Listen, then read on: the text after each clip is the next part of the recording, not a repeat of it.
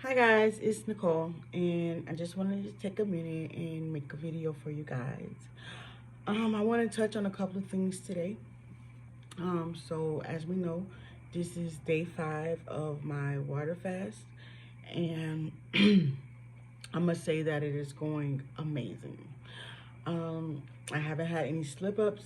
I haven't took a bite of food in over 100 hours. Um, let's see, where do I want to start? So fasting. I've been getting a lot of people inboxing and texting and asking, isn't that dangerous? Fasting is not dangerous at all. It's more dangerous to pull up to McDonald's or Burger King or to fry your favorite piece of pork chop or chicken or to eat that macaroni and cheese that you love so much or to pop open that box of Debbie snacks that's just calling your name or to drink that punch that you love so much or that Kool-Aid that you love to drink. Um, those things are all very dangerous and unhealthy. Fasting is the opposite. Fasting is a time to heal your body. It gives your body time to take a break from having to digest all those harmful foods that you've been eating. Um, those meats and those carbs and those proteins and those bad things that you've been filling your body with. Yes, our body does need some of those things to fuel itself, but we as people, we definitely overdo it. We are trained to think that we need to eat 3 whole meals a day along with a snack, and is just not true. um, I myself, I am food addicted, and I've used food in the place of other addictions that I've overcome. Food is more acceptable by society. It's everywhere. It's something you need to do to sustain a life. So having an addiction to it is less frowned upon on or less humiliating until it becomes a problem where obesity comes into play. And for me, I am um, obese. I was at a point where I was morbidly obese. And by the numbers that the doctors say, I am still morbidly obese. I'm 5'3.5", and right now I'm at 301. And well, I might be a little less because I haven't weighed in, but we'll see later today. Um, so yeah, I was 387 at my highest weight. I don't know if maybe I could have been bigger, just never weighed. Um, I was diabetic, um, borderline high blood pressure, um, of course, shortness of breath, joints, bone pains, back pains, um, my skin. Those of you who know me know that you can kind of still see like this area right here. It used to be very, very pigmented. Under my breasts were very pigmented as well. Um, since losing weight, those things have changed. Now, I lost my first 80 pounds with intermittent fasting, keto slash low carb, and becoming a pescatarian. So, a lot of things that I incorporated into my diet that helped me lose the weight. But I can definitely say the thing that added to that success the most was definitely the intermittent fasting because excuse me, the intermittent fasting. Um, Fasting is an amazing body healer. Let's see. So, as I've been going through the days of fasting, I can't say that it has been easy at all because it has not. It has not been easy. I've went through so many different emotions, um, from anger to sadness to joy to um, just everything. I mean, food is my addiction, and not being able to have it is hard, especially when you live in a house with someone who eats regular on a regular basis and they're not mindful of what they eat. Um, it's really hard as an addict to not indulge in those things as well. But I have willpower, and um I just have this strong want inside of me to better myself and to be who I know I'm meant to be. And morbidly obese is just not who I'm meant to be. And so I'm just eager to just change. So I fought through cravings. I fought through smells. I fought through seeing people eat. Of course, people always post food on social media. I work at a grocery store as a cashier, so of course my favorites are coming through the line. Um, I've had to fight so many temptations, but I've stayed strong. And only thing I've consumed over the last 5 days is water. I did drink some pickle juice for the cramping because of the lack of electrolytes is why you get cramps. It's not anything dangerous. It's just your body does need electrolytes. So I get that from pickle juice. There's plenty of ways to get those electrolytes. I just choose pickle juice. It kind of helps with me because it's a taste other than water. So it kind of helps, with those cravings as well.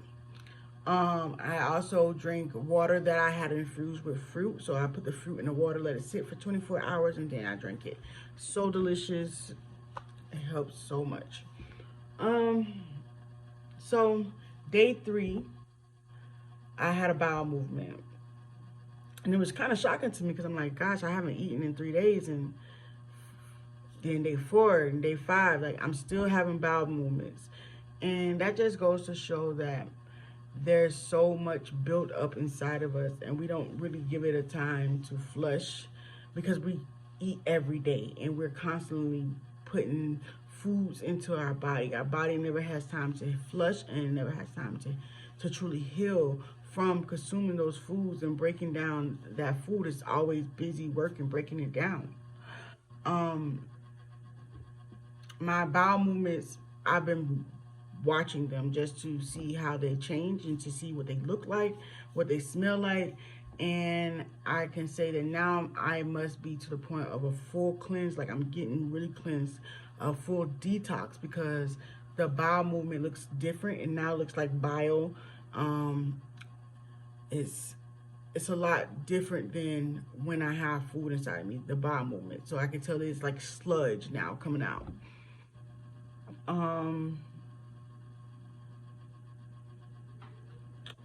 Day 1 and day 2, I did feel a little bit weak because my body had to adjust. And I did get cravings. I did want to give in. I did want to eat, but never to the point where I felt like miserable. Never to the point where I felt sick. Never to the point where I felt like, oh my God, I shouldn't be doing this. Our body is going to detox. It's going to feel bad. It's going to smell bad. Your breath is going to stink. Your pee is going to stink. Your poop is going to stink. Everything's going to smell because toxins are trying to leave your body. You're not putting any other toxins in, but you're releasing. So, day 1, day 2, it was really hard. But day 3 is always the toughest challenge for me. Day 3 is so hard. But I fought through it. I cried, I prayed, whatever emotions you feeling, just let them go, because usually when I'm feeling emotions, I eat. When I'm scared, I eat. When I'm sad, I eat. When I'm upset, I eat. When I'm mad, I eat. When I'm happy, I celebrate. I eat. Food, food, food. Food is my joy. Food is my thing, that's my blanket, like food. So to not be able to eat food while going through these emotions, you have to accept those emotions. You have to deal with those emotions. You have to face those emotions. And it's amazing. It's amazing. It's amazing. It's amazing. Day 4, like, I was full of so much, like, tension, so much stress, like, so many thoughts going through my mind. Like, I had to deal with those things. I couldn't go, grab something to eat to take my mind off of those thoughts. I dealt with them and I focused. And now, day 5, my mind is so much more clear. I have an understanding of the things that I want to accomplish. And I'm ready to set the will in motion to get those things accomplished. I'm ready to start journaling. I'm ready to start, writing my goals down and starting to really accomplish the things that I want to do, because there's so much more to come. And um, I feel like my mind's been so clouded, you know what I'm saying? Because I just been chilling, just working, eating, working and eating, like I watch TV and I eat, I chill with BJ and I eat, I work and I eat, like eating, eating, eating. But now filling that eating void with something more productive, I think I've unlocked some kind of gate in my mind. Um, if it wasn't my birthday tomorrow, I would keep fasting without a problem. The hardest part about it for me is mental. It's mental. Like, mentally, I see other people eating and I want to eat. Mentally, I see the food and I know how it tastes and I want to taste it. Mentally, I tell myself, you want to enjoy the food. You want to enjoy the food. But what I want to enjoy more than that food is a healthy life, a long, healthy life. I mean, yes, we could die any day from any number of things. But if I can do my part and put in more years on my life, then why not? Why not? Um, okay, so yeah, I was saying, I get sidetracked. I'm so sorry. But if I miss anything or you have any questions, please comment below and I got you. But people were asking about, about it being healthy or not. It's very healthy. It's a natural way to put your body in ketosis. Um, so that's the same thing like what people on the keto diet, they eat a high protein, high fat, low carb diet to help their body get into ketosis. Fasting is also a natural way and a safe way to, I'm not saying that keto is not safe because it's very safe, but fasting is a very safe way, very safe, natural way to put your body into ketosis. It also helps with your body's autophagy. It also helps with your growth hormones. It also gives you a full body detox. Fasting has so many healing prospects to it. Like, it can heal diabetes. It can heal high blood pressure. It can heal sugar problems. It can heal, I've seen it cure lesions and sores on people. Like, it's just a way to rebuild your body. The difference between fasting and starving yourself. Fasting is going without solid food for a number of hours, an extended period of time, howsoever you want to say.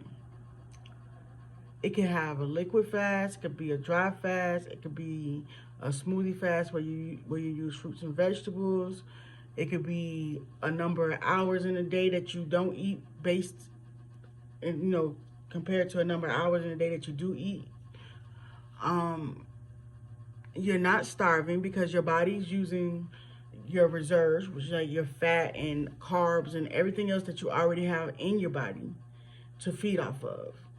Starving is when you have no fat, you have no carbs, you have nothing in your body but muscle for your body to feed off of. And then your body starts to feed off your muscle and then you die.